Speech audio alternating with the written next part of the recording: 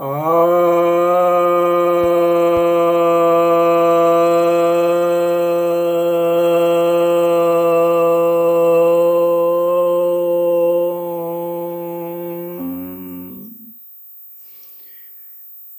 भक्तजनों को सप्रेम नमन। भक्तों, आज एक श्रृंखला करने जा रहा हूं। श्रृंखला की शुरुआत करने जा रहा हूं, बल्कि कहूं तो महात्मा बुद्ध के ऊपर।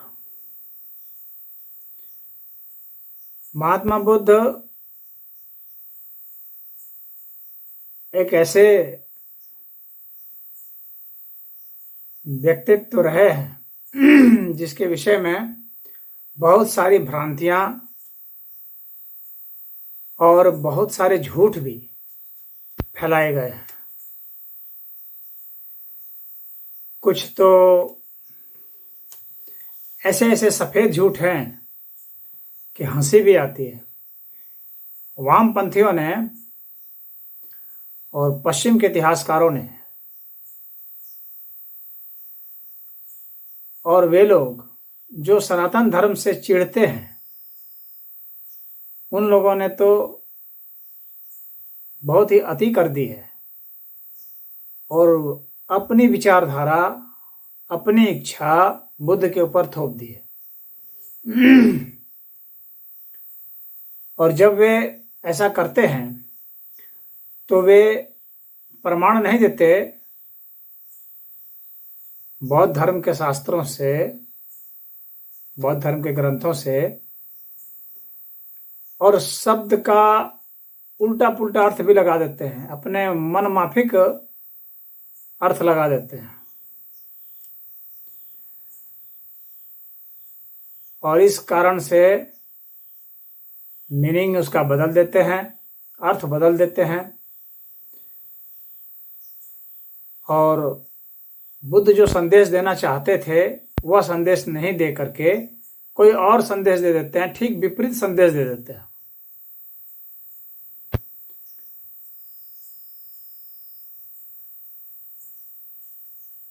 बुद्ध के विषय में, उनकी कथा कहानियों पर मैं नहीं जा करके उनके उपदेशों, उनके सिद्धांतों पर ही जाऊंगा और प्रमाण सहित ही मैं आपको बताऊंगा।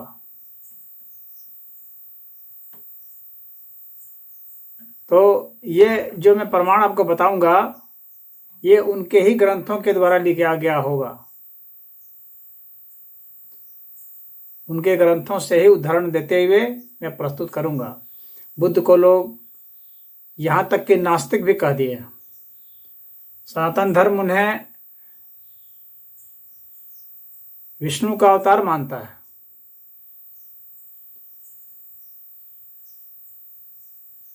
और जो बौद्ध मतावलंबी हैं वे भी उन्हें भगवान मानते हैं।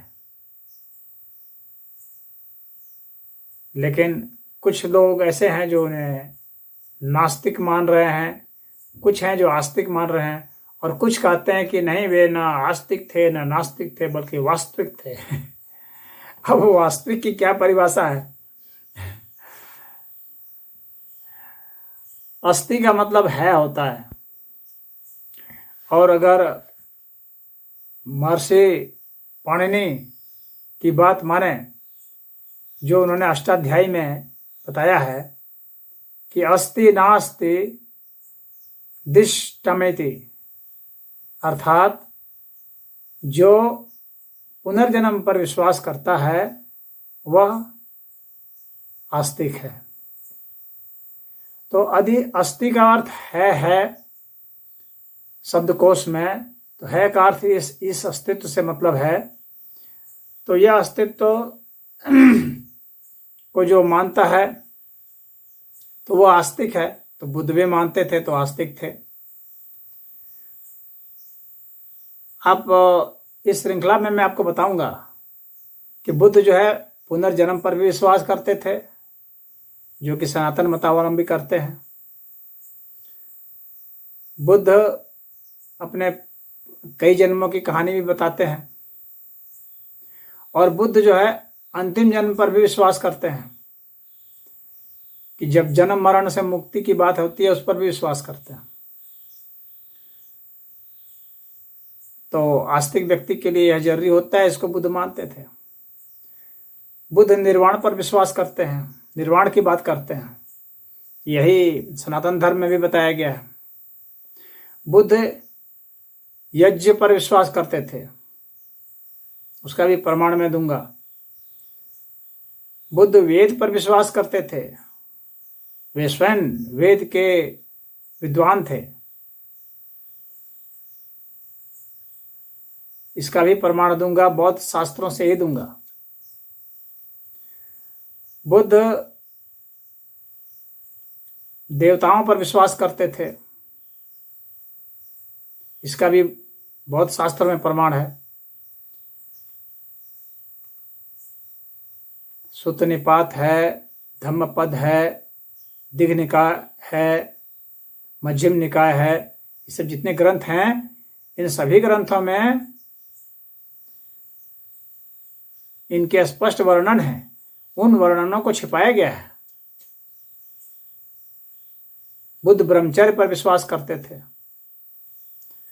बुद्ध ब्रह्मलोक पर विश्वास करते थे, ब्रह्मा पर विश्वास करते थे, देवताओं पर विश्वास करते थे, देवलोक पर विश्वास करते थे, स्वर्ग पर विश्वास करते थे,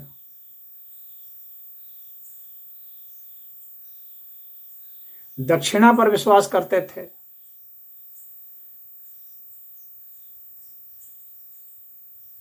तो अब क्या चाहिए आपको? एक व्यक्ति को सनातन मतावलंबी होने के लिए बुद्ध से पूछा भी गया तो कि आप कौन सा धर्म चला रहे हैं, तो बुद्ध ने यह भी नहीं कहा कि मैं कोई धर्म चला रहा हूं। उन्होंने तो सनातन की ही बात की, उन्होंने नया धर्म कुछ नहीं चलाया, बल्कि शुद्ध सनातन जो है उसका समर्थन किया, उसी को आगे बढ़ाया। इसीलिए उस अर्थ में वे रिफॉर्मर थे, क्योंकि वेद के सही अर्थ को नहीं जानने के कारण और बहुत लालची होने के कारण, इसका भी कारण बुद्ध ने ही खुद बताया है कि कैसे लोग यज्ञ से भ्रमित हुए, कैसे लोगों ने यज्ञ को बिगाड़ दिया, यज्ञ के सही अर्थों को बिगाड़ दिया और बलि पूजा करने लगे, पशु बलि देने लगे। तो बुद्ध ने पशु यज्ञ की बहुत निंदा की है, और यही बात वेद में भी कही गई है। वेद में कहीं पशु बलि का जिक्र नहीं है। तो जो व्यक्ति स्वर्ग पर विश्वास करता हो, ब्रह्मलोक पर विश्वास करता हो, ब्रह्मा और इंद्र की बात करता हो, देवताओं की बात करता हो, निर्वाण की बात करता हो, जन्म मरण से छुटकारे की बात करता हो, योग की बात भी बुद्ध ने की है, यज्ञ की बात की है, वेद की बात की है, वेदांत की भी बात की है। इन सब का मैं प्रमाण अब आने वाले वीडियो में मैं दूंगा। आज इंट्रोडक्शन में मैं यह बता देना चाहता हूं कि बुद्ध को जिन लोगों ने, जिन वामपंथियों ने नास्तिक बताया है, उन्होंने घोर झूठ बोला है। जब मैं कॉलेज में विद्यार्थी था तो उस वक्त पढ़ाया जाता था इतिहास में कि बुद्ध जो है वे नास्तिक धर्म के प्रतिपादक थे।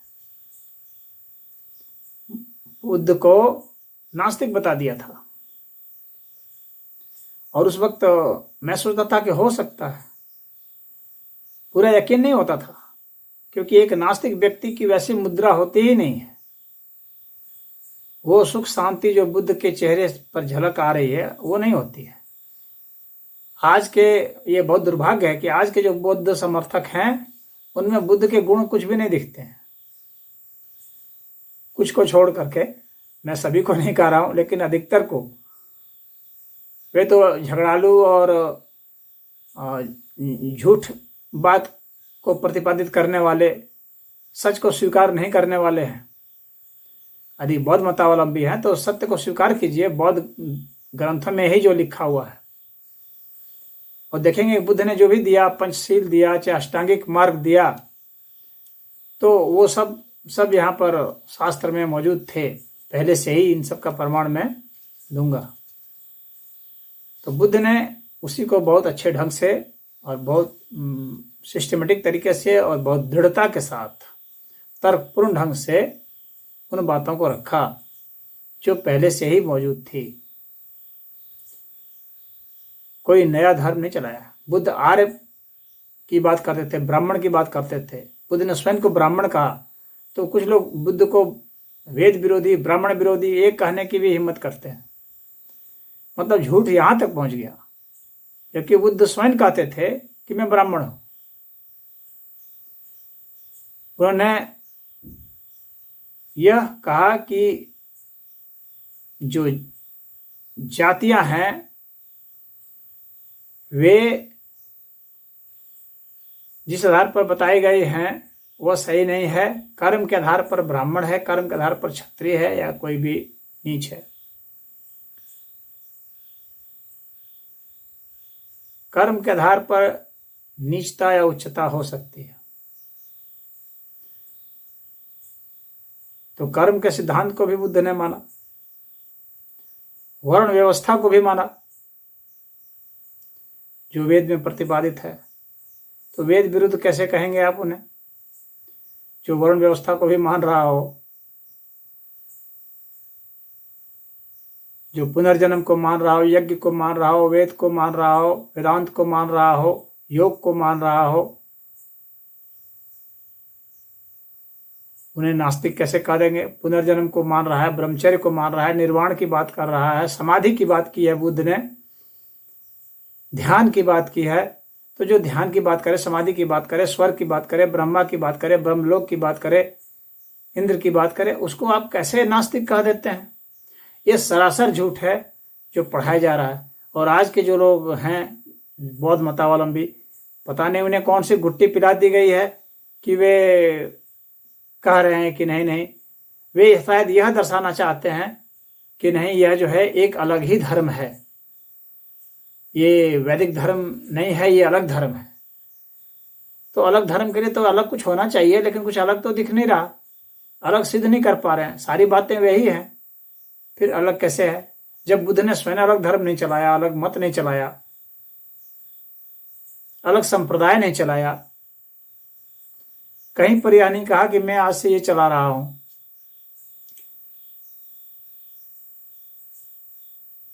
अब लोग, कुछ लोग कहते हैं कि वे परमात्मा नहीं मानते, परमात्मा भी वे मानते हैं। यह बात भी मैं प्रमाणित करूंगा उन्हीं के शास्त्रों से।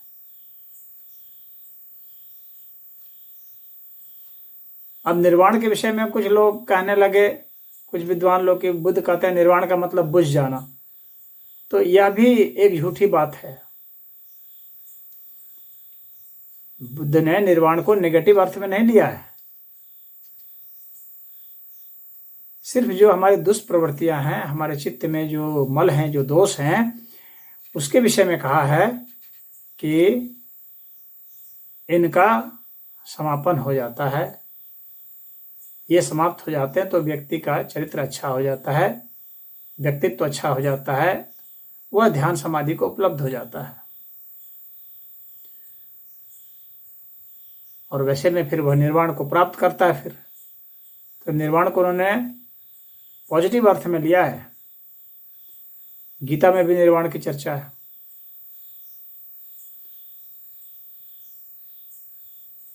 अब बुद्ध को कुछ लोग मांसाहारी बताते हैं। बुद्ध ने पशु हिंसा का इतना पुरजोर विरोध किया है।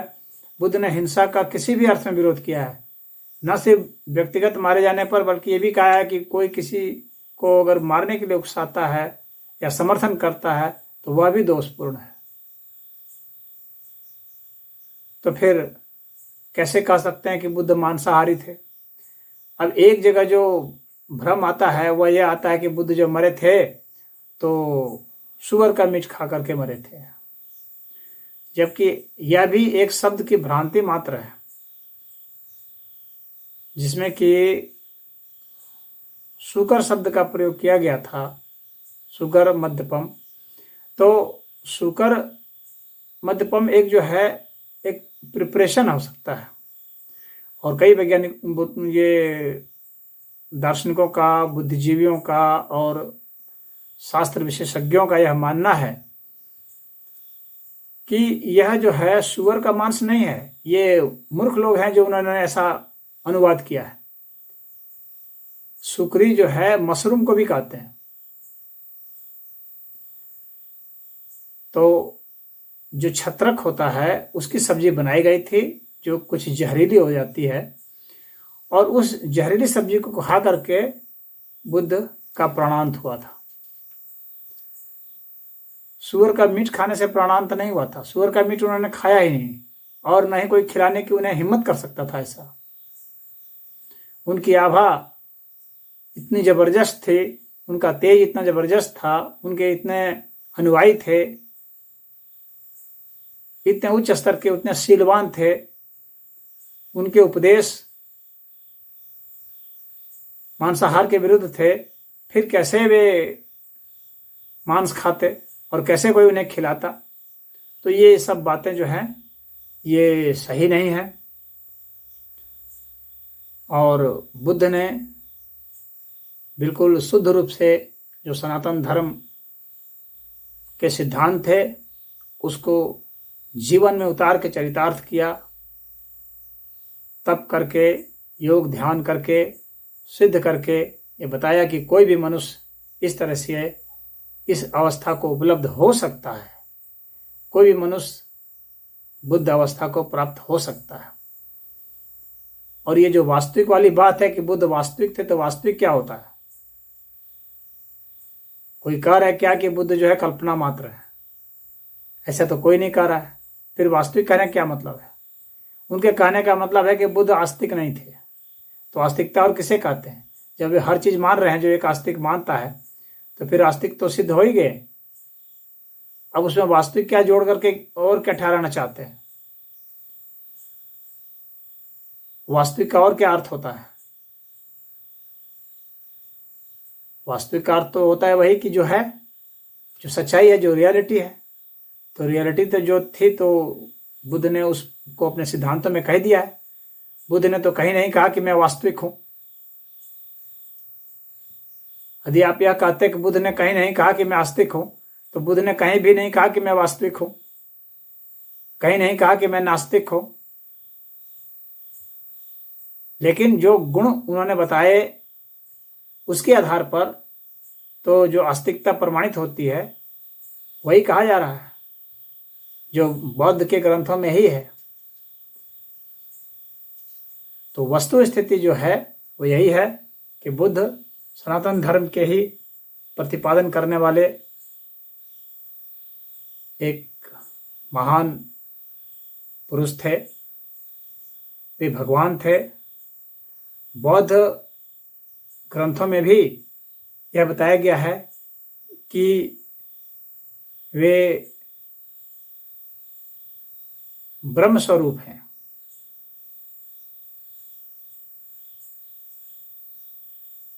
और हिंदुओं के ग्रंथ में, हिंदुओं के पुराणों में तो यह स्पष्ट रूप से कहा गया है कि भगवान कृष्ण ही बुद्ध रूप में अवतरित हुए हैं। चाहे मत्स्य पुराण हो, वायु पुराण हो, कूर्म पुराण हो, चाहे देवी भागवत पुराण हो, तो इन सब पुराणों में बुद्ध के विषय में स्पष्ट कहा है। श्रीमद् भागवत हो तो बुद्ध को अवतार बताया है विष्णु का। तो इन सब का प्रमाण मैं दूंगा आने वाले समय में। जो इस श्रृंखला का जो वीडियो आएगा उसको आज जो है एक इंट्रोडक्शन के रूप में मैंने आप लोगों को बताया है। तो मैं यूं ही बयानबाजी नहीं करूंगा, तथ्यों सहित मैं प्रस्तुत करूंगा। आज इतना ही। ओम हरि।